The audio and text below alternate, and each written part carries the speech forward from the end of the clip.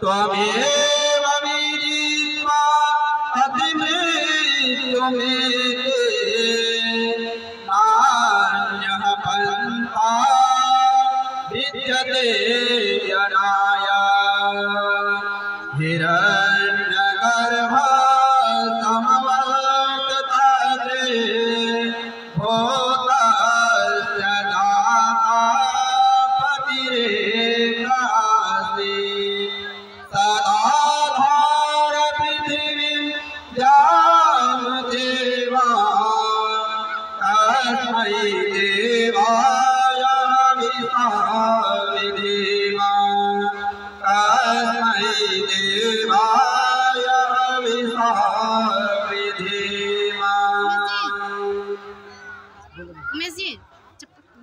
जगत नियंता परमपिता परमात्मा की असीम महादेव की कृपा से प्रत्येक पूर्णिमा की भांति आज भी आप सभी एकत्रित होकर के यह पूर्णिमा उत्सव मनाने के लिए उत्सुक है। अब कुछ ही देर में प्रारंभ होने वाला है।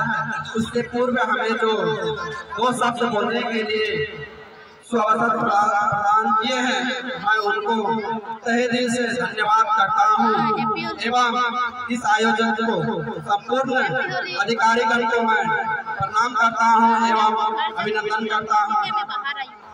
आइए, ये जो दो शब्द बोलने के लिए जो समय दिया गया है, मैं अपने बात को प्रारंभ करता हूँ। देखिए, आप सभी जानते हैं कि सत्य सनातन पवित्र धर्म ही एक ऐसा धर्म है जो समय समय पर यज्ञ के द्वारा या जब भी इस संसार के अंदर में या भारत देश के अंदर में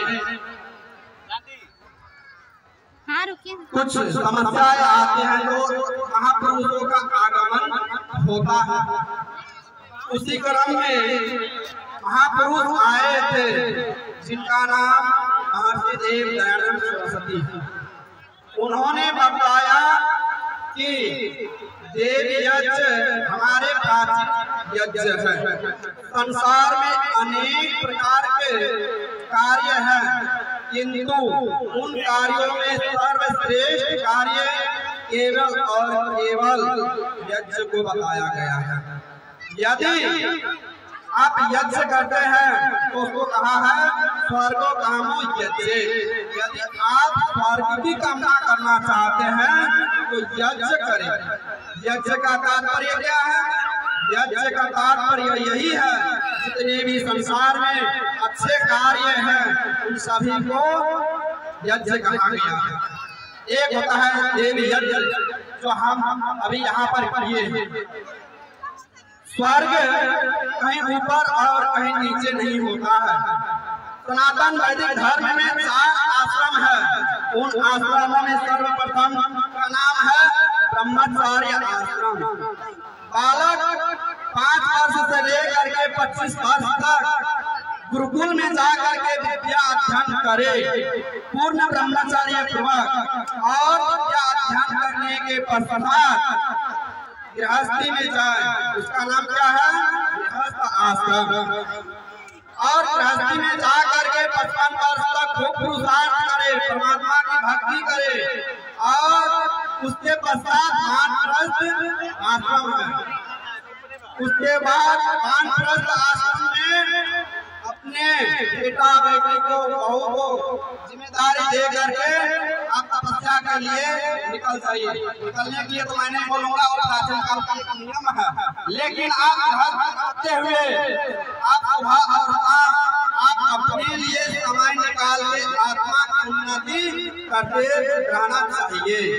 देखिए, प्रत्येक व्यक्ति के अंदर में बुद्धि में विद्या, शरीर में बल और आत्मा में क्या होना चाहिए जी? धर्म होना चाहिए। होना चाहिए कि नहीं होना चाहिए? होना चाहिए। लेकिन आज बुद्धि है, बुद्धि में विद्या है, शरीर में बल भी है और आत्मा में धर्म नहीं है। जिसके कारण से यदि माता पिता अपने संतानों को कुछ बोलते हैं तो क्या होते हैं? तो क्रोधित हो जाते हैं।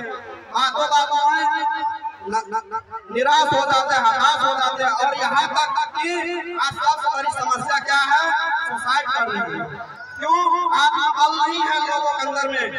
जो धर्म होना चाहिए आत्मा में, वो धर्म समाप्त हो चुका है।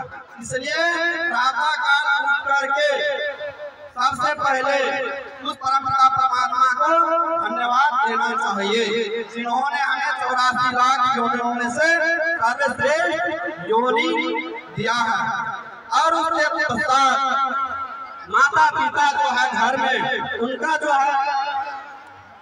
है चरण स्पर्श करके उनसे आशीर्वाद प्राप्त करना।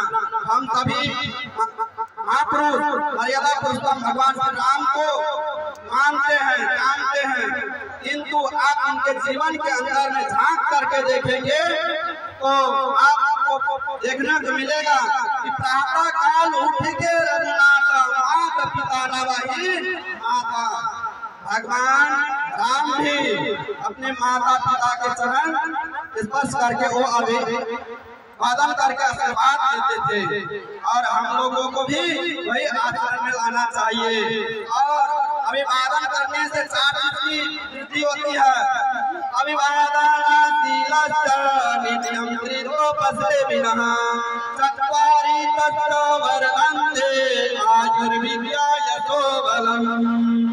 कहा है कि आयु, विद्या और बल की वृद्धि होती है माता पिता के चरण स्पर्श करके आशीर्वाद देने से। ये चीज यदि आपके जीवन में घटित हो जाए तो आप जो है श्रवण कुमार से कोई कम नहीं रहेंगे, क्योंकि उनका आशीर्वाद पड़ता है ना। जो व्यक्ति माता पिता के चरणों में झुक जाते हैं उनको दुनिया के किसी के सामने झुकना नहीं पड़ता है। और जो व्यक्ति माता पिता के चरणों में नहीं झुकते हैं तो दुनिया के सामने में उनको झुकना पड़ता है। इसलिए संस्कार देने का काम माताओं का है। फिर माता बोलेंगे आगे चल करके हमारे संतान बात नहीं सुन रहे हैं, मेरा बात नहीं मान रहे। अरे बात कहाँ से मानेंगे जब तक आप उनको शिक्षा नहीं देंगे, संस्कार नहीं देंगे तो आपकी बात कैसे मानेंगे? बात तो अभी मानेंगे तो आप उनके अंदर में संस्कार डालेंगे। और संस्कार डालने का समय कब होता है? गर्भ अवस्था से। 16 संस्कार की जो हमारे ऋषियों ने विधान किया है, सर्वप्रथम कहा है गर्भधान संस्कार। गर्भावस्था में ही जो है उनको संस्कार देना प्रारंभ करना चाहिए, तभी जा करके संतान निर्माण होती है। जब संतान निर्माण हो जाए ना, आपके लिए जो है बुढ़ापा में कष्ट नहीं होगा। समाज का जो भला होगा, लेकिन आज जो स्थान पर जो वृद्धाश्रम खुल रहा है ना, वो फिर नहीं खुलेगा, है ना। आज के अपेक्षा पहले ज्यादा गरीब के लोग आज है। पहले क्या वृद्धाश्रम थे, आश्रम बताया, ब्रह्मचारी आश्रम, गृहस्थ आश्रम, वानप्रस्थ आश्रम और संन्यास आश्रम, है ना। और आज क्या हो गया? वृद्धाश्रम, 5 आश्रम हो गया। तो ये आश्रम का हमें आवश्यकता नहीं था, क्योंकि हमने क्या किया, जो चीज बच्चों के अंदर में देना चाहिए वो चीज हम नहीं दे पा रहे हैं। यदि हम उनके अंदर में संस्कार देना चाहते हैं, यदि हम बुढ़ापा का उनका सहारा बनना चाहते हैं, तो आप अपने संतानों को निश्चित रूपे न गर्भावस्था से लेकर के उनको संस्कार देना प्रारंभ कीजिए। माता निर्माता भगवती माता ही यदि चाहे तो वीर सूर बना दे, माता चाहे तो कायर बना दे। इसलिए आपको कायर नहीं बनाना है, योद्धा बनाना है। तो क्या करना चाहिए? गर्भावस्था से लेकर के मृत्यु पर्यंत अवस्था का संस्कारों का विधान जो ऋषियों ने किया है उसको कराते रहना चाहिए समय समय पर। ये हमारे सभ्यता है, अभी मानव का निर्माण हो सकता है, अन्यथा आप जितना भी ताकत लगा लीजिए नहीं होने वाला है। इसलिए मैं अधिक समय नहीं लेते हुए मैं इन 2 शब्दों में मैं आपके बात को विराम देता हूँ। आप सभी को होली की ढेर सारी शुभकामनाएं बधाई देते हुए मैं अपने वाले को यही करता हूँ।